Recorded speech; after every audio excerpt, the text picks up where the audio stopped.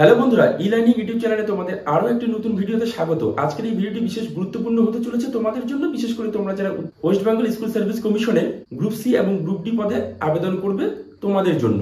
তো West Bengal school service commission ইতিমধ্যে তার বিজ্ঞপ্তি প্রকাশ করেছে, যেখানে তোমাদের গ্রুপ সি এবং গ্রুপ ডি মিলিয়ে যেখানে মোট ৮,৪৭৭ খানা পোস্ট আছে, এবং ইতিমধ্যে বিজ্ঞপ্তি প্রকাশ করেছে যে 2026 জানুয়ারি মাসের মধ্যেই পরীক্ষা হবে।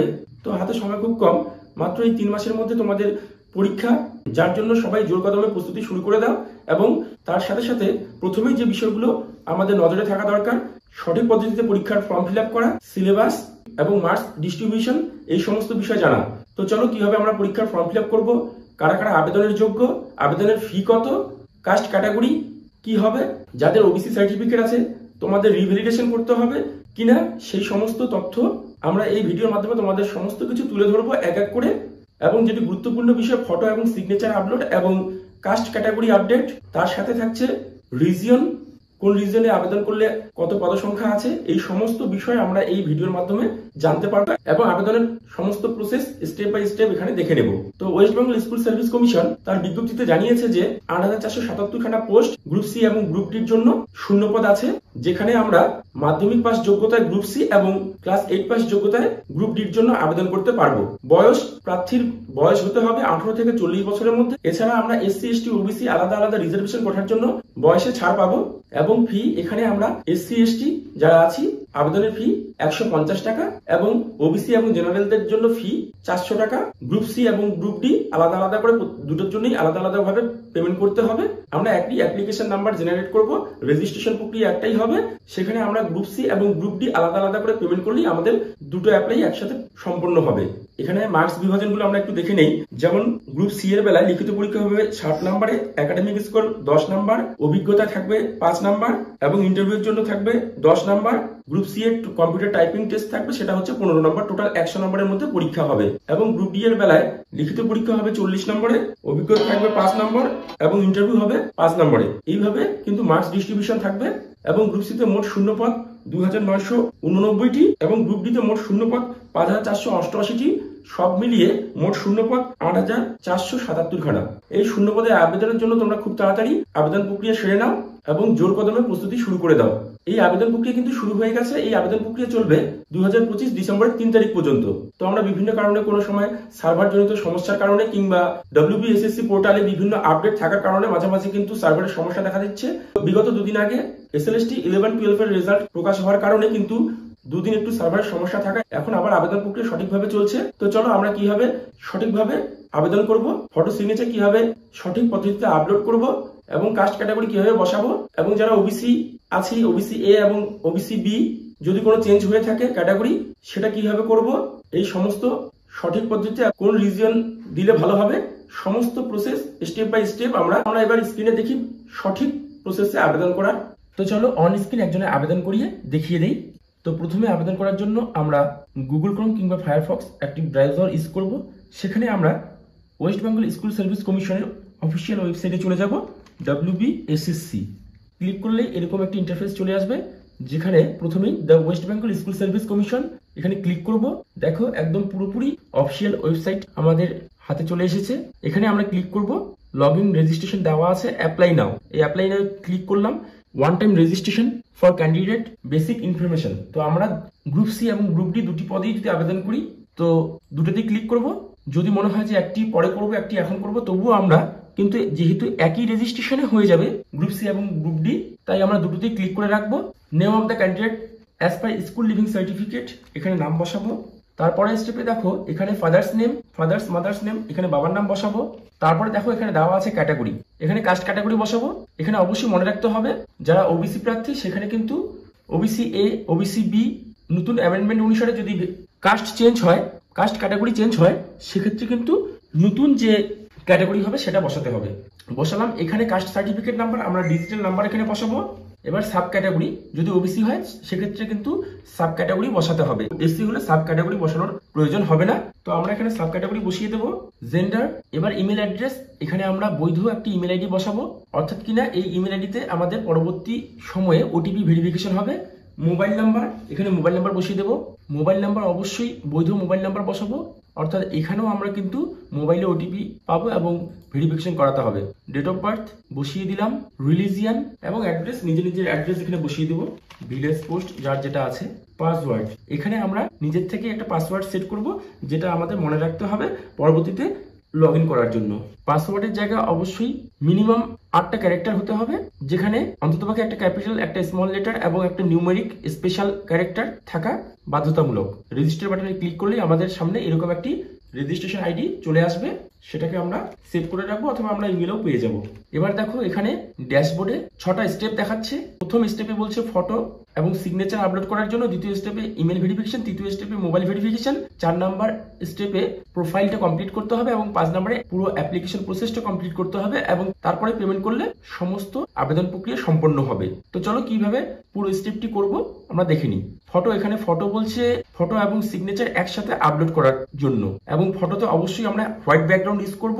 ফটোর ব্যাকগ্রাউন্ড থাকবে হোয়াইট এবং সাথে সইটা এবং সাথে সিগনেচারটা আমরা অ্যাটাচ করে দেবো। তো ফটো এবং সিগনেচার কিভাবে আমরা বানাবো খুব ভালো করে দেখে নাও, এটা না করলে কিন্তু তোমাদের ফর্ম রিজেক্টও হয়ে যেতে পারে। দেখো আমরা ফটোশপ থেকে এরকম ফটো এবং সিগনেচার বানিয়ে নিলাম। এটা হচ্ছে অথেন্টিক ফটো এবং সিগনেচার আপলোডের পদ্ধতি। এটা এখন আমরা আপলোড করব এবং অবশ্যই 60 কেবির মধ্যে ফটো এবং সিগনেচার অ্যাটাচ আপলোড করতে হবে। চুজ ফাইলে ক্লিক করব, এখান থেকে আমরা ফটো নিয়ে নেব। আপলোড অপশনে গেলেই ফটো আপলোড হয়ে যাবে। ফাইল আপলোডেড অ্যাজ, এখানে কিন্তু ফাইলটা আপলোড হয়ে গেছে। গো টু ড্যাশবোর্ড, ড্যাশবোর্ডে চলে যাব। পরের স্টেপে আমরা চলে যাই, বলছে ইমেল ভেরিফিকেশন। ফটোর আমাদের প্রথম স্টেপ হয়ে গেল। এবার দ্বিতীয় স্টেপে বলছে ইমেল ভেরিফিকেশন। আমরা ভেরিফাইয়ে ক্লিক করলাম, যে ইমেল আইডিটা দেওয়া হয়েছে সেখানে ওটিপি যাবে। এখানে আমরা ইমেল থেকে ওটিপি নিয়ে ইমেল ভেরিফিকেশন করে দিলাম। Your email has been successfully verified. Then step 3 তে আমরা চলে যাব। এখানে মোবাইল নাম্বার দেওয়া আছে, মোবাইল ভেরিফিকেশন হবে। ভেরিফাই মোবাইলে ক্লিক করলে মোবাইল নাম্বারে একটি ওটিপি যাবে, সেই ওটিপিটা বসালে আমরা এই ওটিপি বসিয়ে আমরা মোবাইল ভেরিফিকেশন করে নিলাম। 3 নম্বর স্টেপ পর্যন্ত কমপ্লিট হয়ে গেল। 4 নম্বর স্টেপে প্রোফাইল স্ট্যাটাস দেওয়া আছে, সেখানে কমপ্লিটে ক্লিক করব এবং দেখে নেব ডিটেলসটা ঠিক আছে কিনা। গ্রুপ সি, গ্রুপ ডি, এখানে সমস্ত ডিটেলস দেওয়া আছে। যদি ঠিক থাকে তারপর নেক্সট করলাম। এরপরে চলে আসলো এডুকেশনাল কোয়ালিফিকেশন, মাধ্যমিক অর্থাৎ 10th। গ্রুপ ডির জন্য যদিও ম্যান্ডেটরি নয়, আমরা এখানে 10th এর এটা বসিয়ে দেবো। ক্লার্কের জন্য বোর্ড, যে বোর্ড থেকে পাস করেছো, West Bengal board of secondary education কিংবা যার যেটা বোর্ড আছে।